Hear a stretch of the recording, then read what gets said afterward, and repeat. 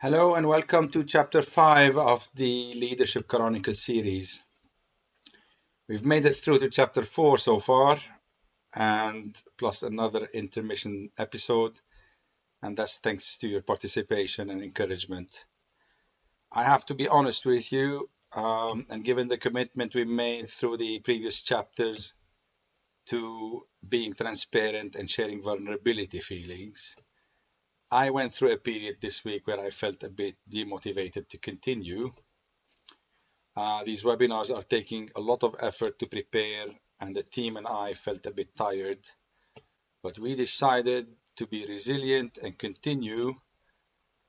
One, because of all the text messages of encouragement we've received from you and the examples you've given us of things you learned through this series and applied. And two, because we promised you 6 episodes.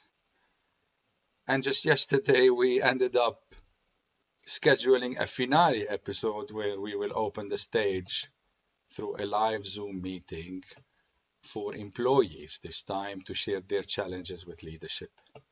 We've been talking to leaders throughout this series, but this time, the last episode, we want to hear from employees this time.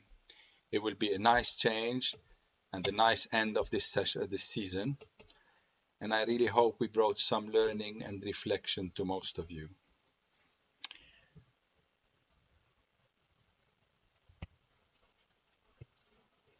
Please remember to drop your questions in the live chat window and your comments. Today, I really need you to please actively participate with me, as this session specifically is counting on your creativity. Hit the subscribe button in YouTube to follow us and get reminders on the next chapter next week, same time. And visit webinars.leadership.com to sign up for future support events. If you'd like to connect with me on LinkedIn, it's Dr. Antoine Eid on LinkedIn, and I've received a lot of connection requests over the last month. Thank you so much, and we're connecting. I'm connecting a lot with a lot of you. So thank you so much for the encouragement and support and participation. A quick summary of the series for those of you who are joining us for the first time. The objective of the Leadership Coronicle webinars was to provide a free business support platform that helps people make the right reflections through the corona crisis. Big questions in the beginning of the crisis. Some were answered and some are still not answered. And now we entered the phase of a slow transition to a post-corona period. In the first 3 chapters, we discussed the importance of understanding the biology of fear and trauma and how this is affecting the performance of your teams. The takes from these first 3 chapters were reminding you of the necessity to be emotionally intelligent, to empathize, and open, honest, and direct communication channels with people you work with. We also focused a lot on how important it is to identify emerging talents and skills and nurture them throughout this crisis. The advice was to use the right assessment tools at this stage to identify, on one hand, behavioral changes, and on the other hand, brain preferences, so you can lead people accordingly. And my offer to you since the beginning was to give you my objective advice on how you can do that. My offer still stands. So if you feel like talking to me about this, please pick up the phone or send an email or just message me on LinkedIn and we can take it from there. Then we had an intermission episode on week 4. A really interesting one with 9 leaders in their fields who joined me to share their experience through this crisis. and how their learning led to some business transformation. Real life examples of how this worked. You can always watch the rerun of this episode or any other episode on webinars.leadership.com. That session actually inspired a nice article. A lot of you read that article, and an interesting self-awareness activity or test that we shared with you on LinkedIn, which we called the Leadership Chronometer. Your chronometer line helps you measure the fluctuation of your own feelings. If you remember, on that episode, we spoke about the importance of emotional intelligence and self-awareness, to be aware of our feelings through this period so we can control them and then help others. So the chronometer line helps you measure the fluctuation of your feelings from January this year until now. And we will provide you with an analysis of your chronometer line. To try it out, go to webinars.leadership.com/chronometer. Just enjoy doing this test, and we will send you your analysis. If you happen to have taken that test, please post your feedback in the chat window, please. Last week, in chapter 4, we had a guest speaker, and together we encouraged you to start thinking about the purpose of your organization. We're thinking strategy right now, not only the purpose of your organization in terms of business profits, but also the impact of your current transformation on the overall picture of the world. Big concepts were shared, and the take was, we can influence a better world now because we have the chance by considering risks and opportunities and approaching them differently this time. This is the summary of the first 4 chapters. Today in chapter 5, we will try to use our collective imagination. So I'm counting a lot on your creativity and participation this time. We will use our collective imagination to forecast the potential threats of the post-corona period and how we can transition there safely. I am counting on your creativity again. It is very important that you participate today to have a full examination of what we should expect in the future. In this exercise, you will be answering this question. What are the potential internal and external threats the future is holding for organizations? Unleash your creativity. Any answer is a good answer. Anything can happen. Nobody was expecting this virus outbreak to happen this quickly. So what are the potential threats, either inside your organization or outside, that can affect your business? Start now, please. Drop your answers in the chat window, and we will get to them midway through this episode. Today's topic is about how to build organizational immunity.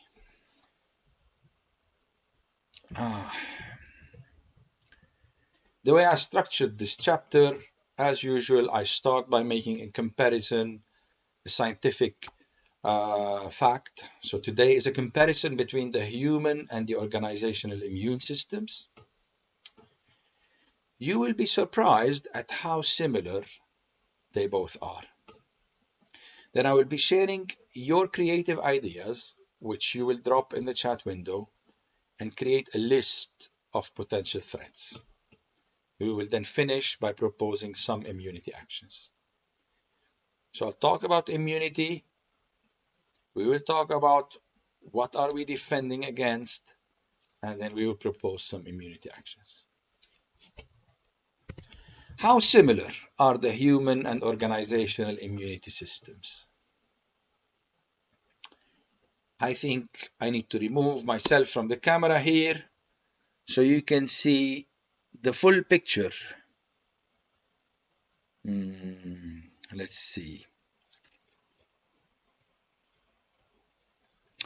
How similar are the human and organizational immunity systems? They are quite similar, very similar. In fact, if you look at the left side of the picture, the human immunity system. Okay, now you can see the whole. It took us a bit to make this, so I'm happy you can see the whole thing. On the left side, you can see the human immune system, and on the right side, the organizational immune system.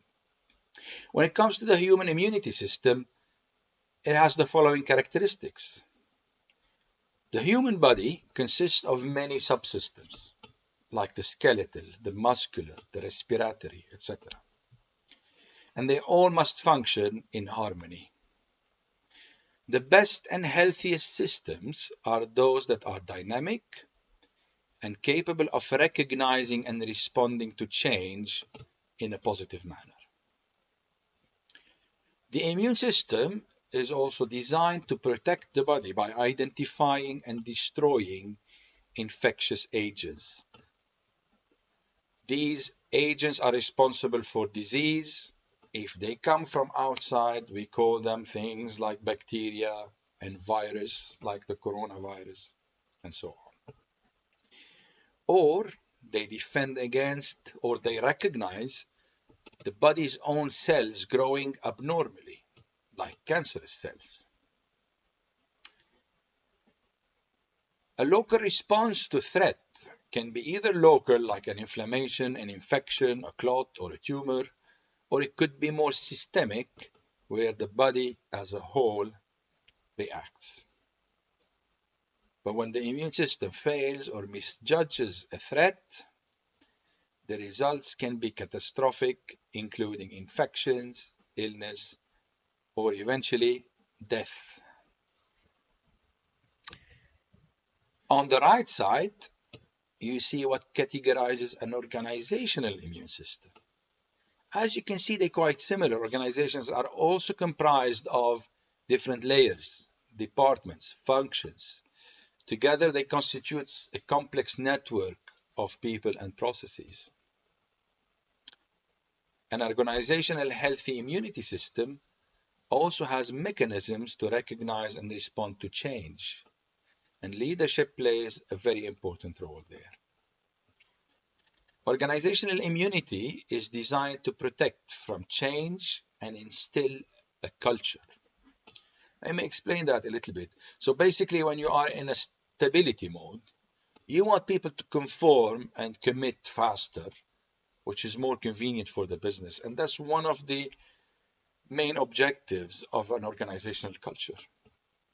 But then this conformity creates some rigidity that is not healthy or helpful in times of crisis and uncertainty. And we have plenty of examples through this crisis of companies who could not survive a few months of serious crisis because of the rigidity of their culture.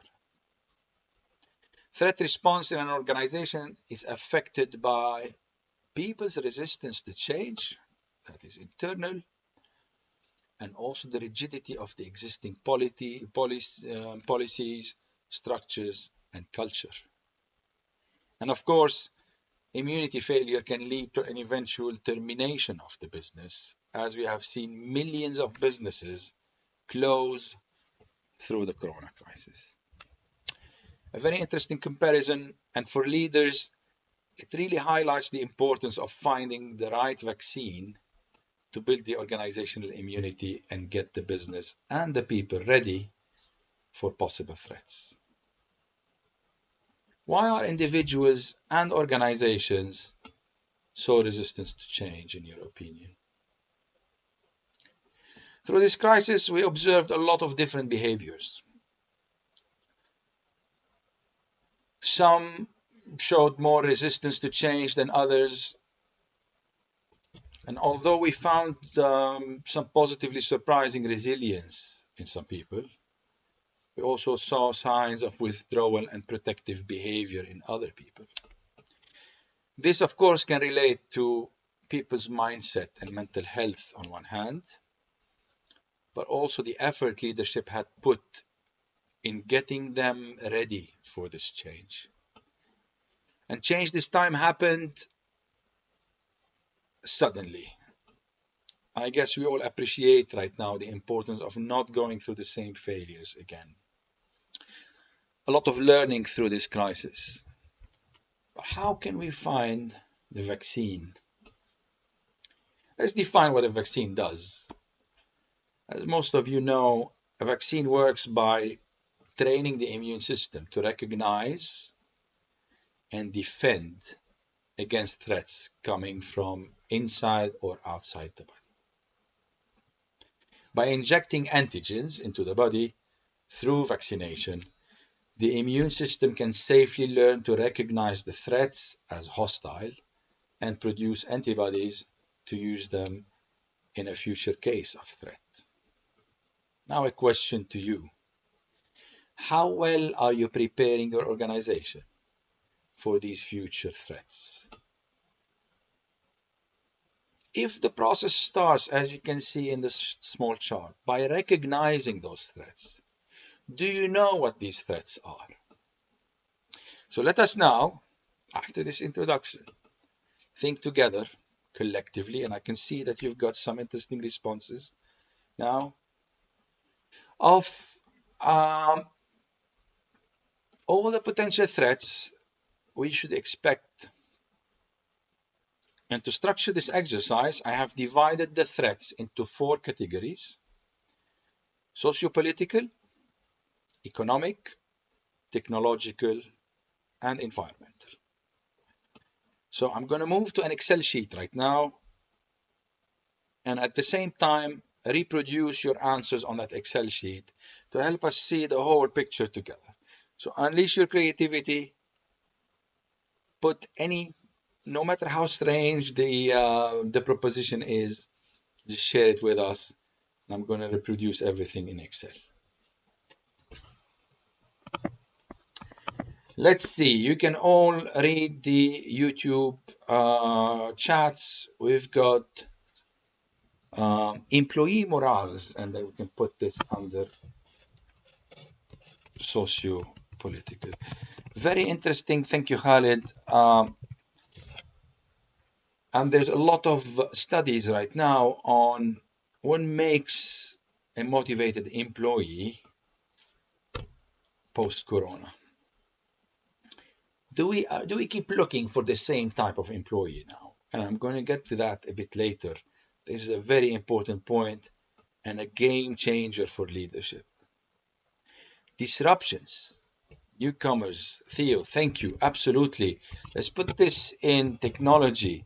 Disruption. It's the speed at which technology changes and how this affects the organization. Absolutely. Adaptability with the new normal. Again, this would be more, we put it here. How adaptable, how able are you at adapting your structure, your business model to what has happened and what is going to happen? Absolutely. Fear of the virus recurring in the workplace. Absolutely. This would put this in socio-political. Another virus outbreak. Who would have thought this would happen?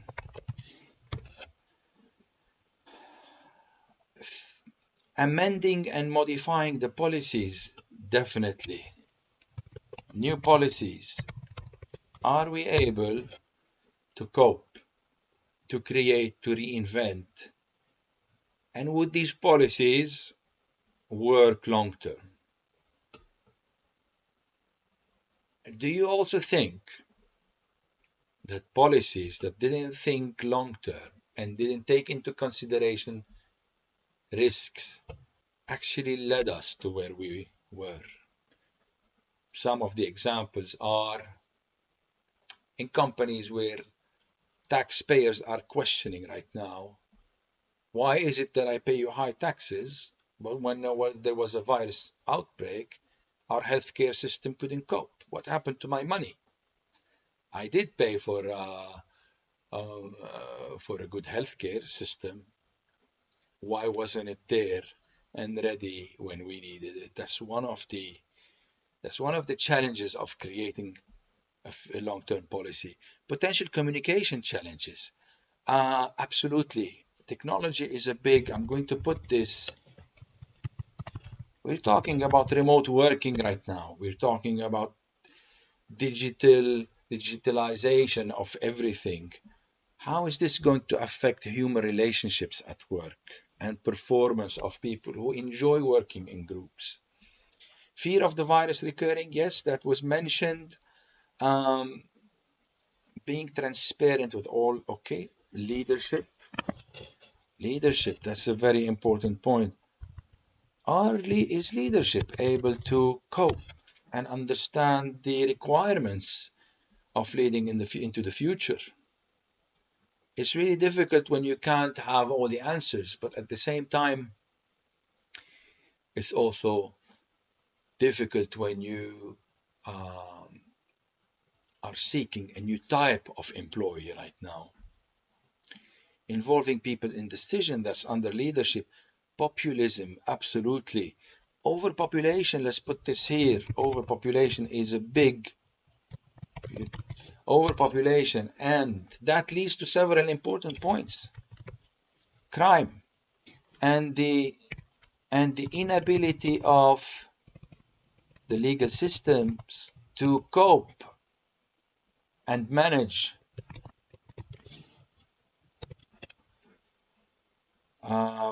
What else? Debt, so banking. Let's put this here, economic. Debt, failure of banking systems. Of the banking system, absolutely. New world economy. What else? Blockchains, that's under new world economy, blockchain.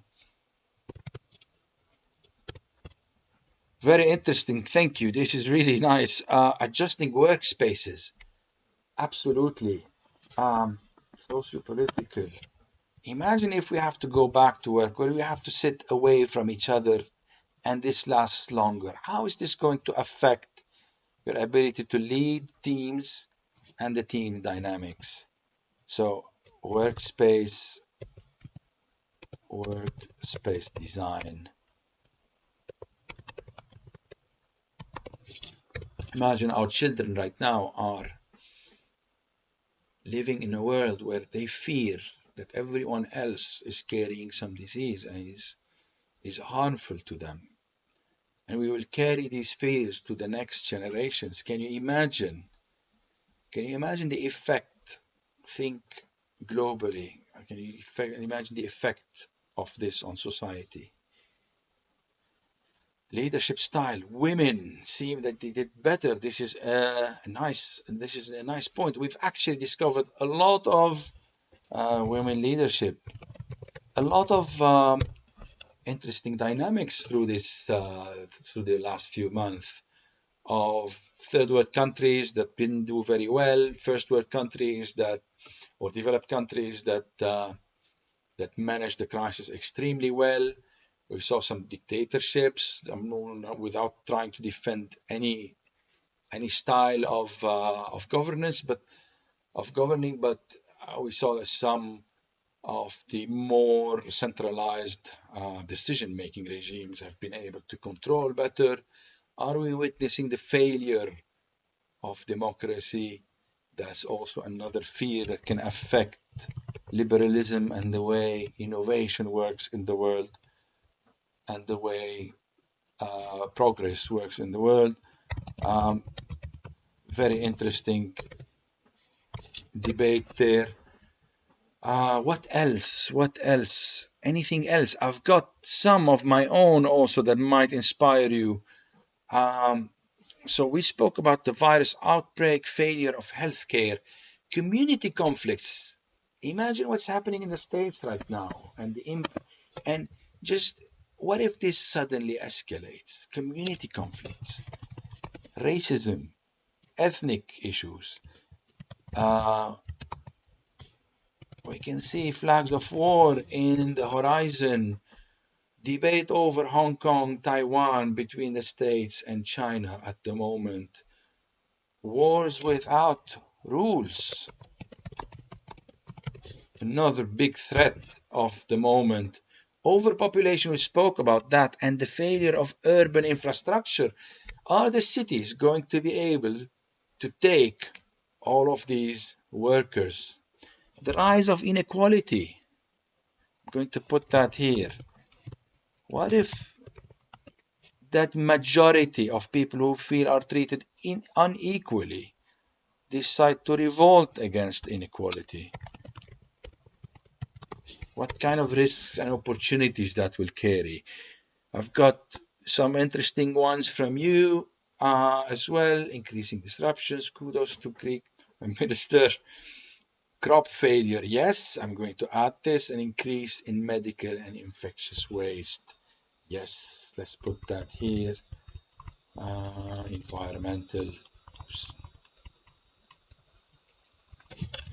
Medical and infectious waste. That's a very important waste. And then crop failure. Oh, this is a really nice one. Crop failure, food, big sustainability issue. Remote workers, new worker profiles. The individuality index, that's another one I'm going to add here. We're looking at a generation individualism index. Generations coming where they feel they have access to everything. They feel less dependent on society and on a social setting to operate. Instant gratification, that reminds me of that. Instant gratification, we can get anything we want right now fairly quickly with few clicks of a button. What type of motivated people is this creating?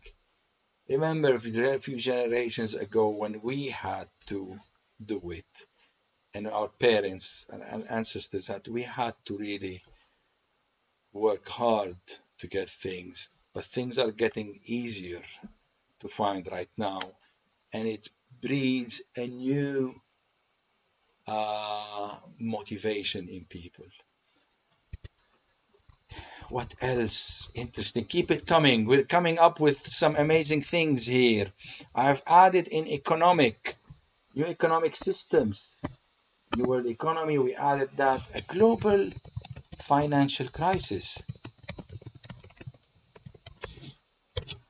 We're going through one right now. What if this stays longer? Or what if we go through an even bigger financial crisis? Supply chain failure. Topic of the day. Failure of supply chains. I've ordered a few things on Amazon and Decathlon this week. We understand suppliers are getting a lot of demands online and things are quite messy at the moment, but it just shows disruption in supply chain.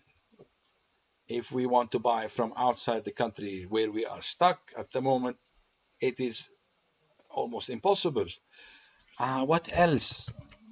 Geopolitical changes. Brexit, European Union, coalitions. Things can happen in the future, in the not so far future. What happens to your business? Yes, geopolitics, USA versus China, absolutely. Price of commodities.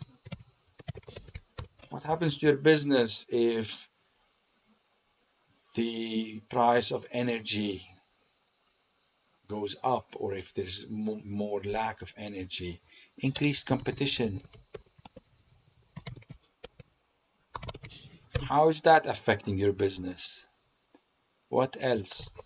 Reputational risks. That's another big opportunity / reputational risks. Reputational risks. And by that I mean it's very easy to accelerate and amplify a brand right now, and it's also as easy to destroy a brand through social media and cash flow. Deadly heat waves, absolutely. Cash flow is here. Cash flows, definitely. Making profits, but not collecting. Heat waves. A lot of sustainability challenges at the moment. Food scarcity, we mentioned that.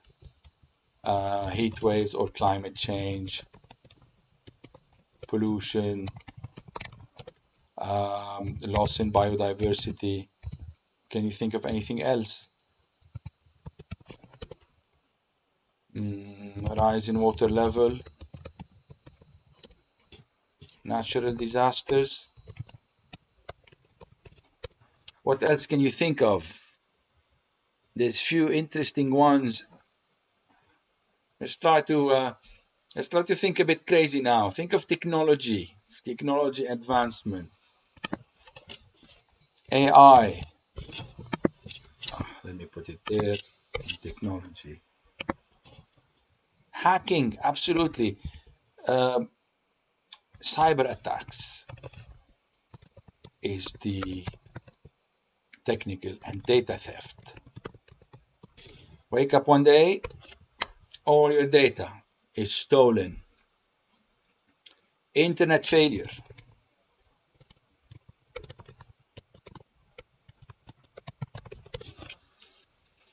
Cloud-based software. What if something where we store our data, what if it fails?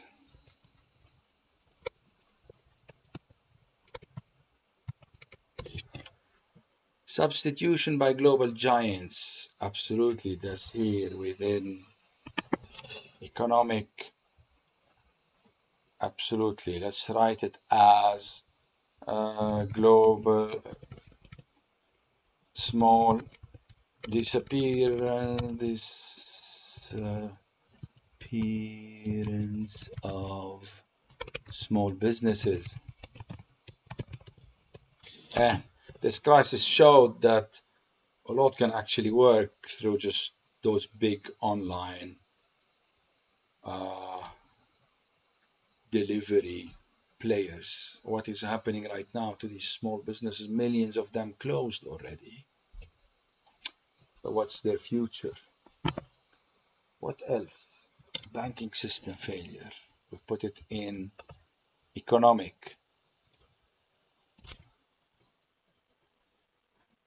Network disruption by, yes, absolutely. Let me put it in technological. Network disruption. 5G, explain that more, please. How is this a threat? 5G network.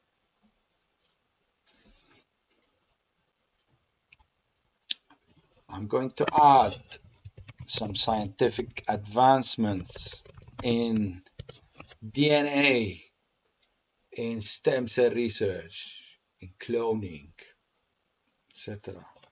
Artificial intelligence and robots. What will happen if we're heading towards a world where people do not play a role anymore and they're substituted by machines? How is your business affected? How is the community and society affected by this? What will be people doing if they don't work? What else? Faster travel. Have you heard of the Hyperloop? So Elon Musk is working on a project to link US cities through a super fast line. What if we can travel faster from country to another through new technologies? Or travel faster outside the planet. Let's think a bit crazy here. What if we can populate water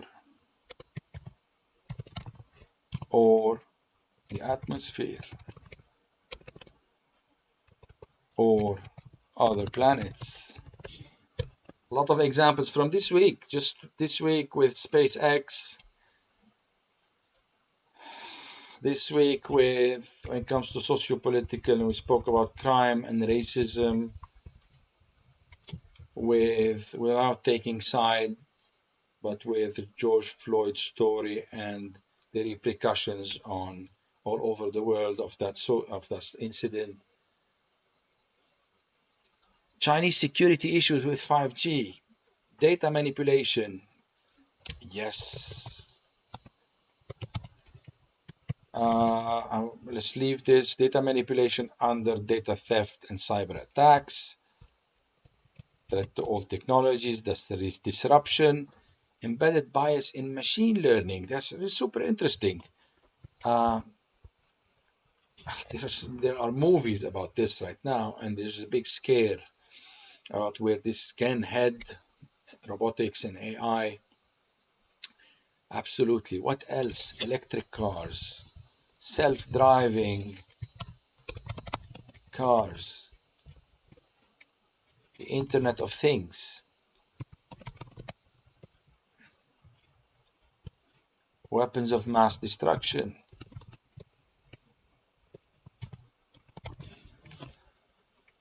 Are you enjoying this exercise? Incumbent technologies companies will suffer, absolutely. We just spent 10 minutes here and look at all the ideas we have on what might happen in the future. Interesting, a lot of opportunities in that Excel sheet, but a lot of threat at the same time. The secret is, how ready are we to cope with anything that can happen? As you can see through that list, some are going to happen gradually, and some might happen suddenly, like a virus outbreak, like a cyber attack, like a banking system failure. A lot of these are actually seen in the future, projected over the next few years. A lot might happen all of a sudden, and a lot might happen in sometime in the future. Organizations that survive this current crisis are the ones that were able to adapt faster. The survival of the fittest. So this covers a little bit. I think we can spend some more time on this. It just shows a little bit of, it's like a snapshot of the future and what can come. So when it comes to immunity, as you saw, we spoke about two different aspects. One is recognizing the threat. Do you have mechanisms in place within your organizations to spot these threats early on, to imagine them? Abraham Lincoln says the best way of dealing with the future is to create it. Are you able to see what's coming ahead? Do you, as leaders, keep your radars open to these threats? And two, how do we defend against these threats, build immunity, and manage this transition? Now that we've listed what we could imagine together, comes the more challenging task of defending against these threats. My advice for leaders, and the reason why we're not going to go through how do we deal with each one of these, is because this is a very subjective conversation. These different threats affect your own businesses differently, and they have different levels of impact on your business. Within this 1 hour interval that I have with you, I need to leave you with a message that pushes you to think strategically and think of all the possibilities that can happen and start getting ready. This is my message to you. So my advice is provide and share a purpose. You need to work a lot on motivating people right now. Work with feelings, not only tasks. Be empathetic. People have gone through some different levels of trauma right now. Some were immediately affected by the coronavirus. Some were just heard news on TV. We went through a period of fear and trauma. And dealing with feelings and empathizing is extremely important right now. The second stage, while people are transitioning now and moving back, is to involve them. You need to make some big decisions, whether it is redesigning office spaces, whether it is making people work from home, whether it is changing technology, digitalizing, you name it. We've named some of those factors.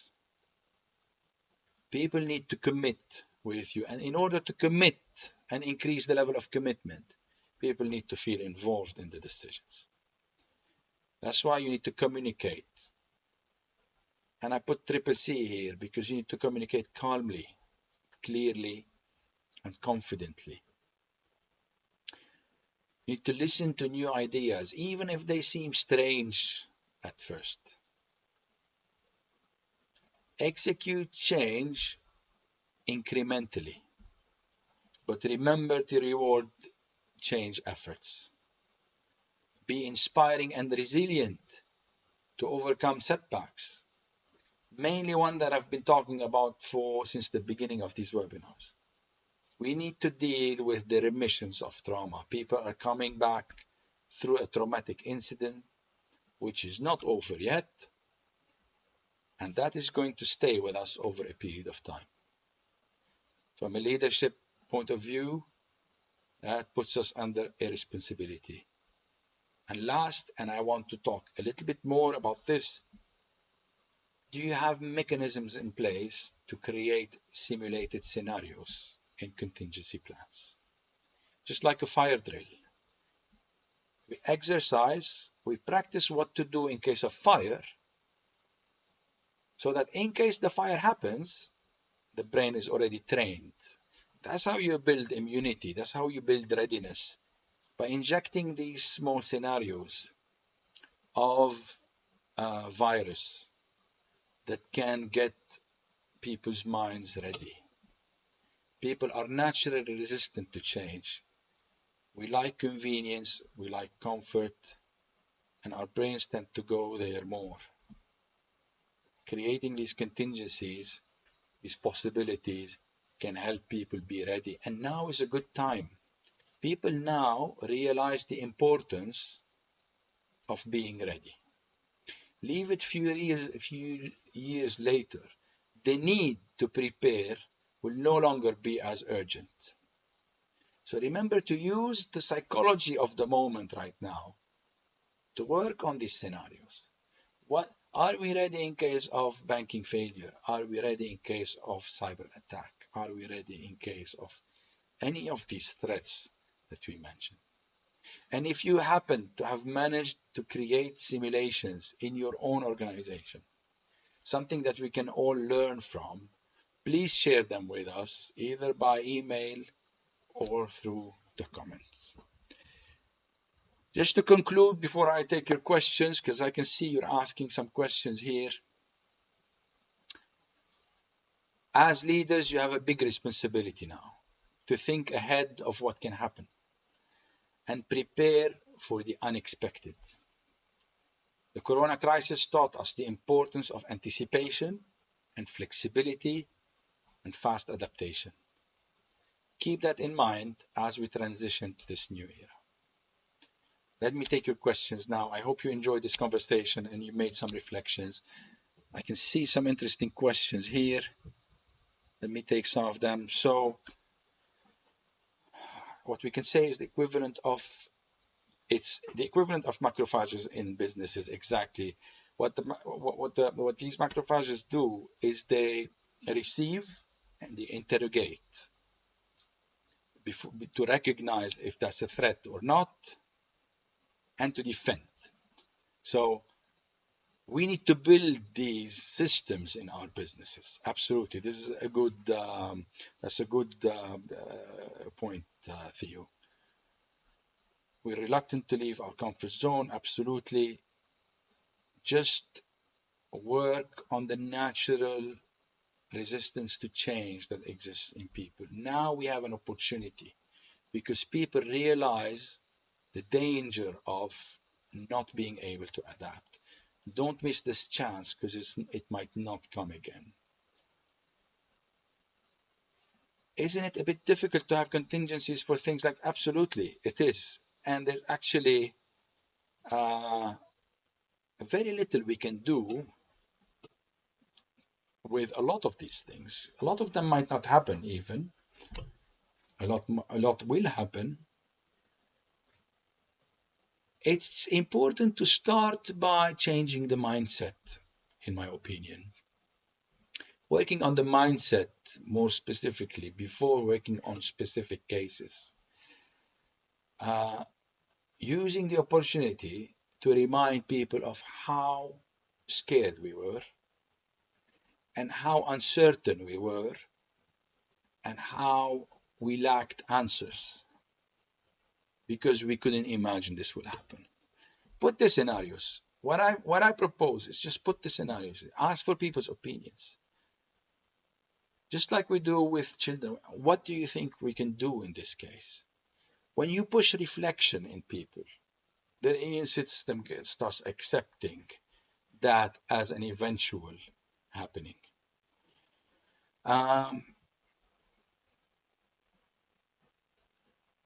Train in small scenarios in a way to reduce the fear of the unknown. Absolutely. Interesting questions. Thank you very much. Any other questions before we start concluding? Any other questions?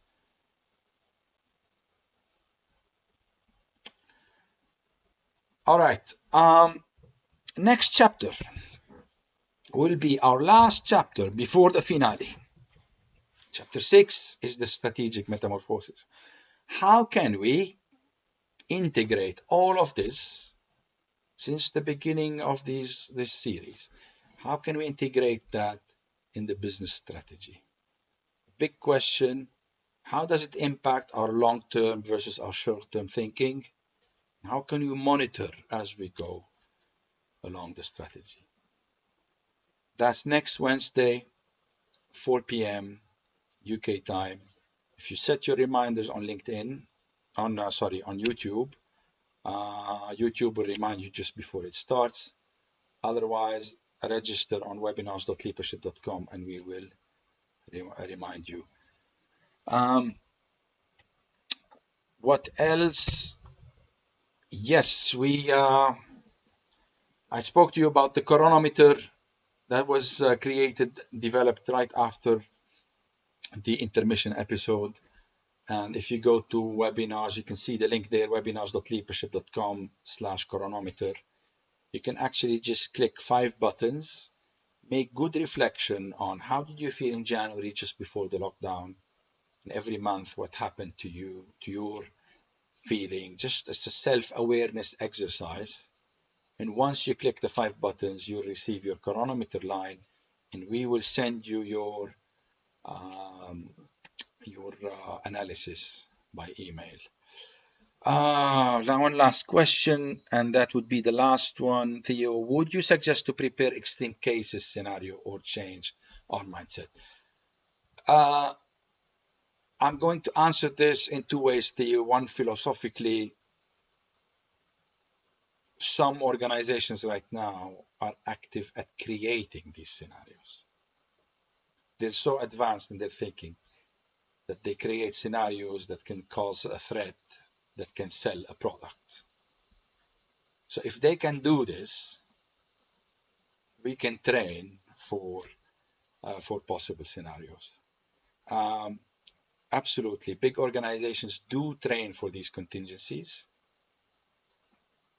Smaller organizations have less possibility of training for these big threats, but from our own leadership corner, we need to start working on changing mindset.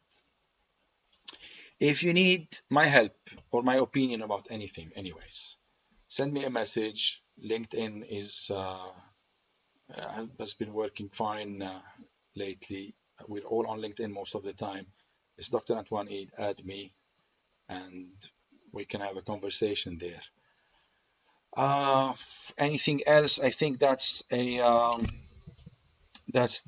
end of it. These are our contact details. info@leadership.com if you need to send an email.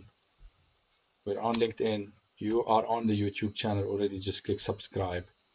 And I see you next week. Remember, encourage your employees. If you are an employee, join us on the finale. That's 2 weeks from now. And if you are a leader, you would really be interested in listening to what they want to share about you, about their challenges and their perspective on this period. So stay tuned with us, and thank you for joining.